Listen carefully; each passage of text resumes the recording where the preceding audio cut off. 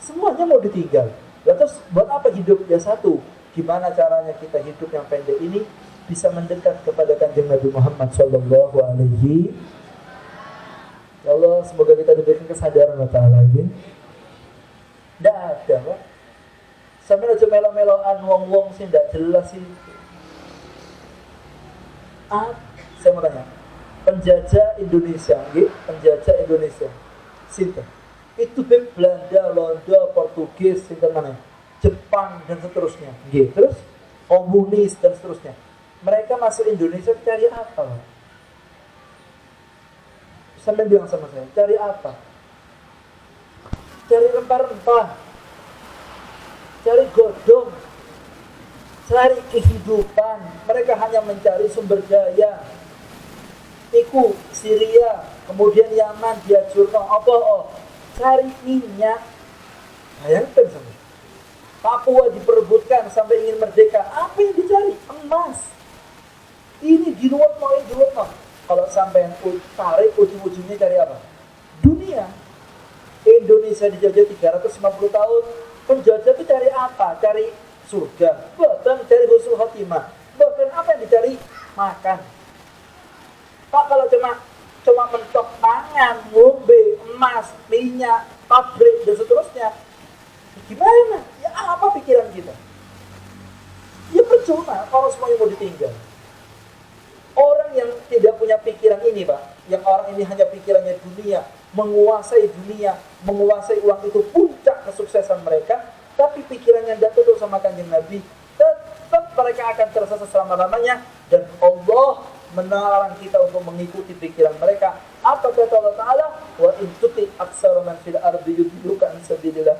Kalau kamu hidup anggota Majelis Al-Hidayah, bapak-bapak, ibu-ibu, panjenengan urip hanya untuk dunia saja, lalu jenengan ngikuti pikirannya orang-orang yang dia itu tidak punya iman kepada Allah, tidak iman sama Kanjeng Nabi, yudilluka an sabilillah, maka kamu akan disesatkan dari jalannya Allah. Kamu lupa kalau intinya hidup adalah malam pertama di kubur, bisa ketemu sama Kanjeng Nabi Muhammad sallallahu alaihi wasallam.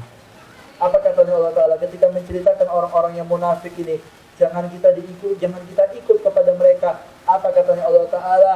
Fa inna izzata billahi wa li rasulihi wa lil mu'minin walakinnal munafiq la ya'lamuna zahiral hayatid dunya wa hum 'anil akhirati hum ghafilun. Apa katanya Allah Ta'ala? Fa inna izzata lillah, kemuliaan hanyalah milik Allah, walil Rasul, milik Rasulullah Kanjeng Nabi, walil mu'minin, dan kemuliaan hanya untuk orang-orang yang beriman.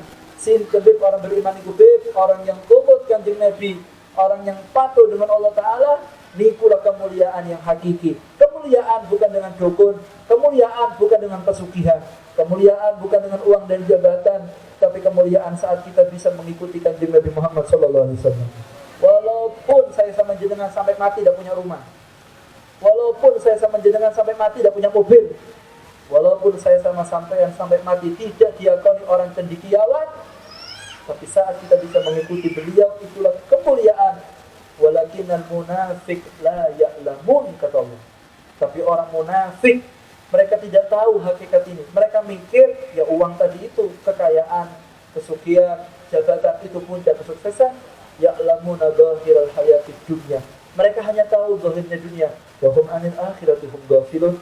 Mereka lupa kalau mereka setelah ini, setelah dunia mereka masuk kubur, mereka akan ketemu dengan alam akhirat. Wa min waraihi barzakhun ila yaumi yub'atsun. Kemudian mereka akan hidup di alam selanjutnya, alam barzakh, sampai mereka dibangkitkan oleh Allah. Katanya Allah Ta'ala apa? Mereka mentok pikiran dunia, lebih dari dunia akhirat, mereka pikirannya sudah sampai ke sana. Katanya Allah Ta'ala, mereka orang-orang yang tertipu. Maka jenengan kalau mengikuti mereka, kepingin kaya seperti kayanya mereka, kepingin suki seperti sukinya mereka, kepingin hidup seperti hidupnya mereka, la ya'lamun. Berarti kita kategori orang-orang yang buatan cerdas, karena kita lupa sudah dikasih Kanjeng Nabi tidak diikuti, malah mengikuti yang lainnya. Inilah orang-orang yang dikatakan celaka oleh Allah Subhanahu. Paham, Bu? Dan coba timokso lanang sugih, coba timokso lanang pun duit kedudukan yang hebat di dunia, ndak usah.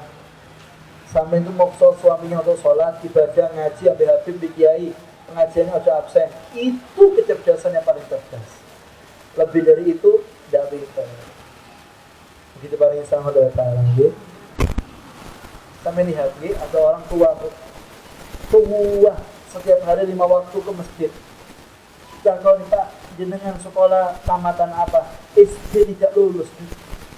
SD tidak lulus. Dulu masih sekolah itu repot, saya tidak lulus. Jenengan kalau ke masjid tiap hari ini, saya mau mati. Saya mau tumut kanjeng Nabi, harus melaksanakan yang wajib. Jadi saya sholat, puasa. Satunya Pak, S2 yang bisa baca Quran. Sembahyang subuh juga sembahyang. Mari ngono, tidak melok pengajian. Puasa Ramadan, tidak puasa. Pikir haram, jadi jurut. Pertanyaannya, mana yang pintar? Yang S2 ini gak sembahyang atau yang sekolah SD tamat tapi sembahyang 5 waktu di masjid? Sinter cerdas.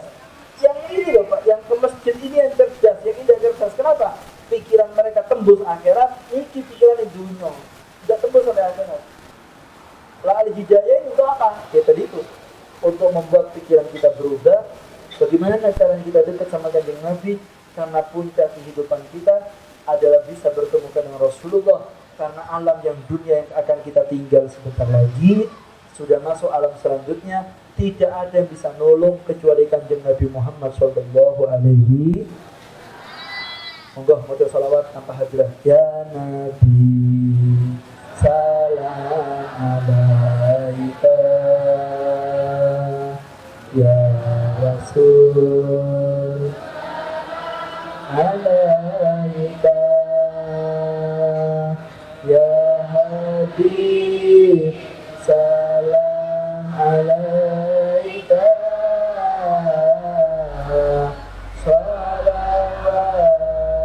Salawatullah alaika. Sebentar. Ya Nabi, ya Allah, ya Rasul, ya Allah, ya Habib,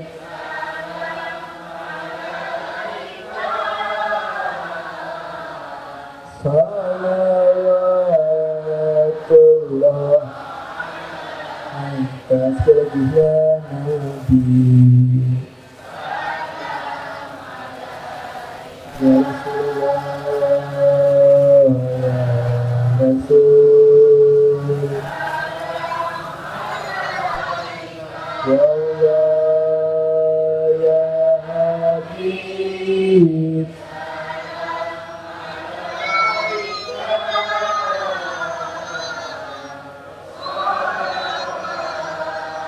Sallallahu ala Muhammad.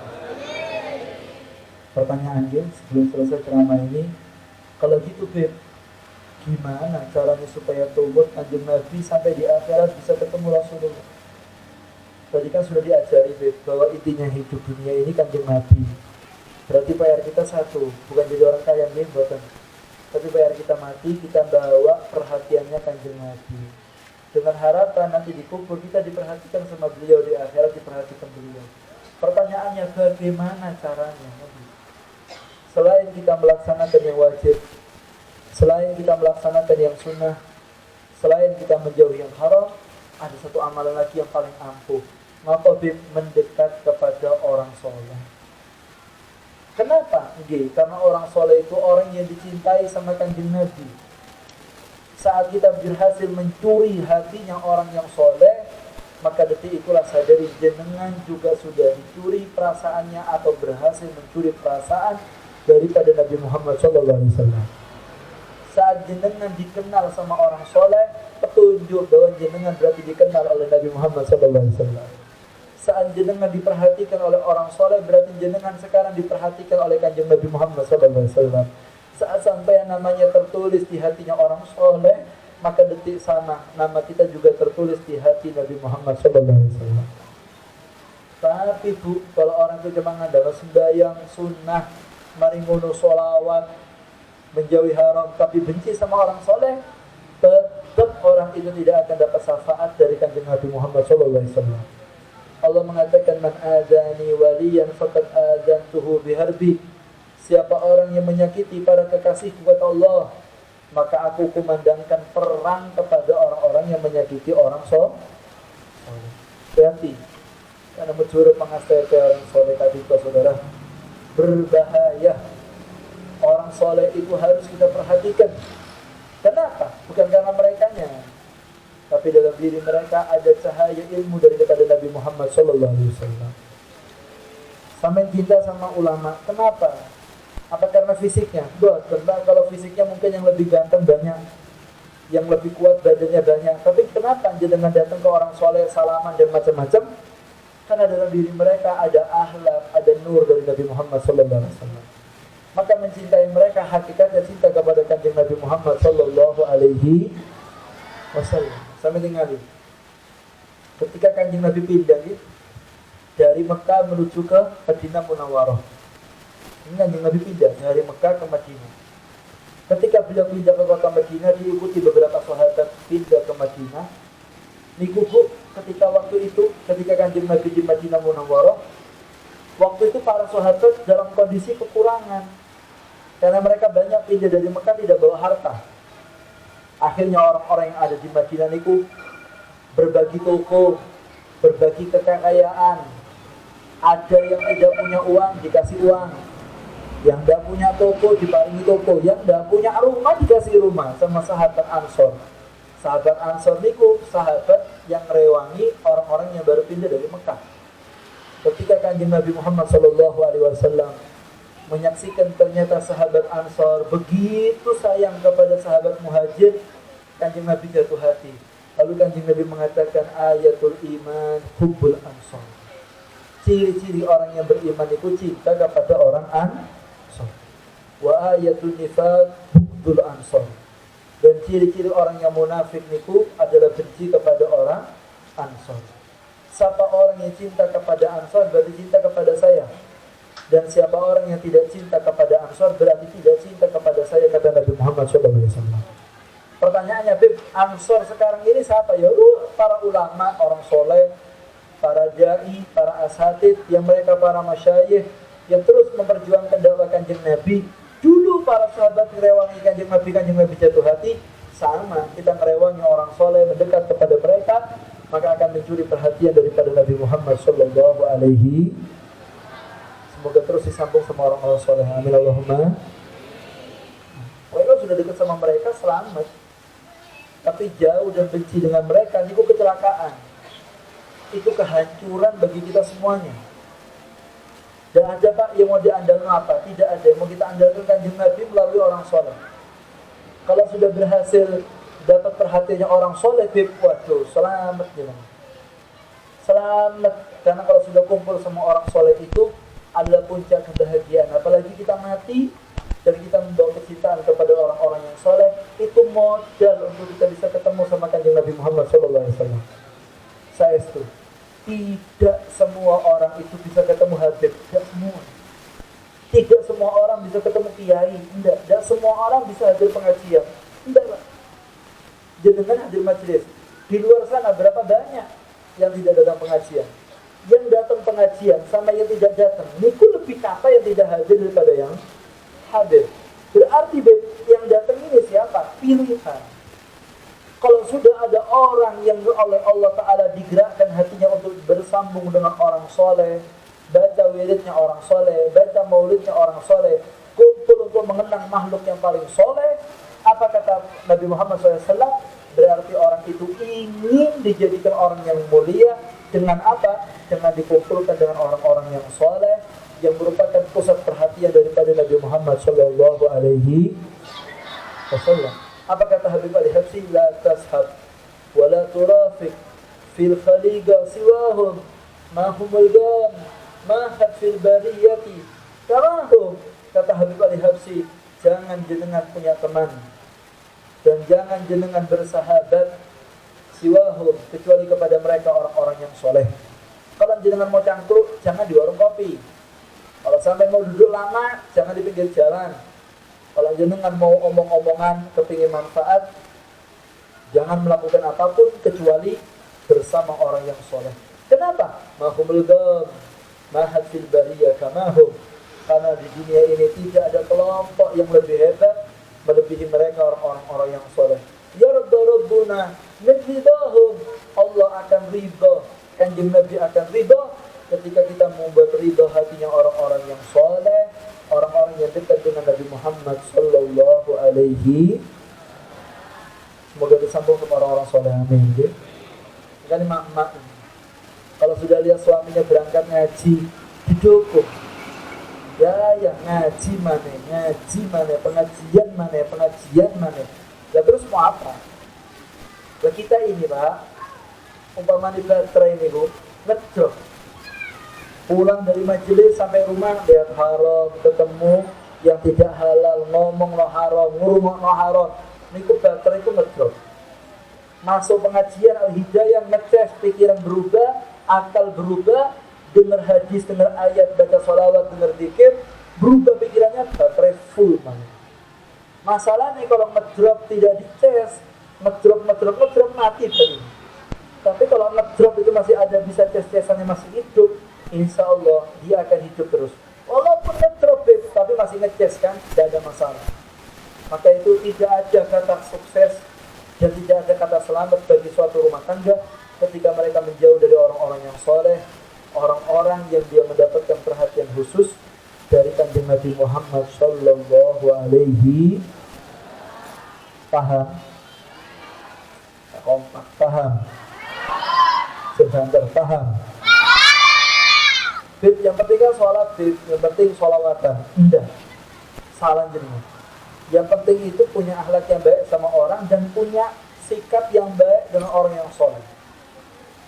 Justru jenengan bisa ketemu orang soleh dan bisa berakhlak baik, itu bukti bahwa sholat, puasa, zakat, amal jenengan, sunnah, sholawat jenengan ikut diterima sama Allah Ta'ala.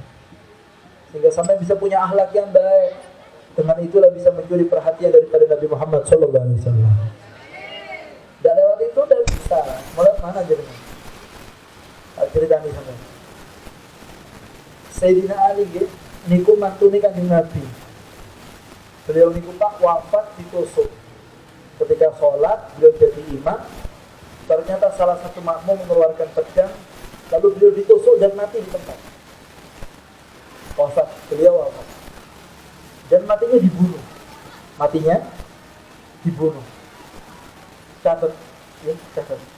Pertanyaannya, apakah yang mata ini Sayyidina Ali kumbotan sembahyang? Sembahyang. Apakah yang mata ini Sayyidina Ali itu tidak puasa? Puasa, zakat, nyantuni anak yatim. Bayangkan. Sholawatan, bahkan orang yang mata ini Sayyidina Ali itu hafal Al-Quran 30 juz. Berarti kan amalnya banyak begini. Tapi benci sama orang soleh, dipatahin orang soleh. Apa kata Nabi Muhammad? Asqonas. Catat, orang yang bunuh Ali nanti adalah orang yang paling celaka. Ternyata terbukti yang matanya hafal Quran. Orang-orang datang, gimana ini yang matanya hafal Quran? Apa tetap celaka? Tetap, karena Kanjeng Nabi bilang celaka orang yang benci sama orang soleh. Walaupun dia benci sama Habib, benci sama ulama, walaupun bendina di masjid, walaupun bendina hatam Quran, walaupun hafal Quran 30 juz, tapi tidak senang sama ulama, tidak senang sama Habib, tidak senang sama duriya Kanjeng Nabi, tidak senang sama orang-orang yang soleh. Hati-hati, itu hijab antara kita dengan Nabi Muhammad SAW. Dan itu lanjut Pak, Sayyidina Hasan terbunuh, Sayyidina Husain itu disembelih. Saya setuju, disembelih. Yang nyembelih sinten Beb, makmumnya, sholatnya jamaah sama Sayyidina Husain, mari sembahyang nyembelih Sayyidina Husain. Pertanyaan, apakah cukup dengan sholat? Tidak cukup. Ketika dia menyakiti orang soleh, apalagi yang disakiti cucu ikan dengan Sayyidina Husain, ada habis amalnya karena dia tidak mendapatkan riba dari Nabi Muhammad SAW. Tapi sebaliknya amal kita sedikit, ya mungkin hanya yang wajib-wajib. Kemudian kita ini mungkin yang masih buat maksiat, tapi alhamdulillah dengan banyak dosa masih diizinkan ketemu orang soleh, nyambung sama keluarganya orang soleh setelah orang yang soleh itu wafat, masih nyambung dengan majlis-majlis yang baik. Ambil kabar, itu adalah petunjuk bahwa kita masih dalam perhatian daripada Nabi Muhammad SAW. dengan harapan itulah yang kita bawa sampai kita mati, sampai kita bisa ketemu sama kanjeng Nabi Muhammad sallallahu alaihi Muhammad. Ini betul. Orang soleh itu berbeda. Terus saya kepingin punya keluarga seneng betul. Saya punya anak soleh solihah, kepingin saya punya rumah tangga niku sakinah mawaddah warahmah. Kalau bicara nih gampang. Sampai goceng anak sama istrinya ke pengajian selesai. Berarti tidak boleh suki, keliru saja. Omongan saya ini bukan berarti tidak boleh sekolah. Sekolahkan yang tinggi, dapatkan gelar yang tinggi, sugio, tidak apa-apa. Tapi ingat, semuanya itu bukan inti. Intinya kanjeng Nabi, dan tidak bisa kita masuk dalam perhatian kanjeng Nabi kecuali melewati orang-orang yang soleh. Kenapa? Karena mereka orang yang dicintai oleh Nabi Muhammad Sallallahu Alaihi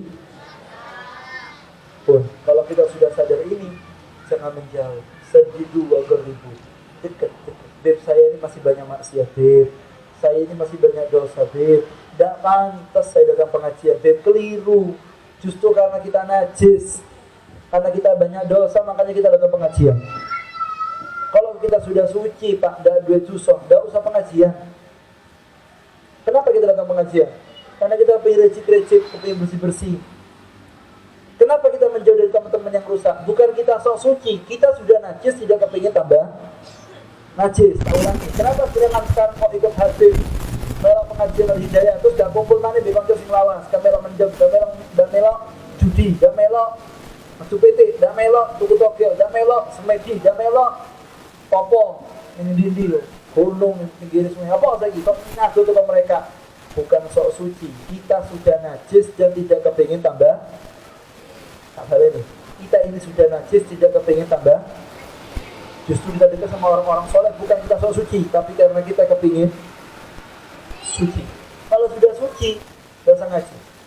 Kalau ambil lebih resik, tidak usah dikubang nih, daerah lemari. Tapi kalau masih kotor, lepono masih cuci, terus rejik, lepono lemari. Kita ini kalau masih ngaji terus, karena kita masih kotor, tapi yang dibersihkan. Allah ngasih kita suci, dan kita kepingin kita mati membalikan amanat tubuh ini, amanat hidup ini dalam keadaan bersih, dan tidak bisa bersih kita kumpul sama orang-orang yang soleh. Karena dengan cara itulah kita mendekat kepada kanjeng Nabi Muhammad SAW, dan tidak bisa kita dapat perhatian kanjeng Nabi kecuali melalui dunia kanjeng Nabi. Karena dengan itulah kita akan mendapatkan perhatian dari kanjeng Nabi Muhammad SAW. Kita mendekat ke Habib, kita mendekat ke ulama, bukan karena ulamanya dan bukan karena Habibnya, tapi kita tahu, kita dekat sama mereka, kita hadir majlis mereka, kita cinta dengan para habaib, karena semua itu wasi.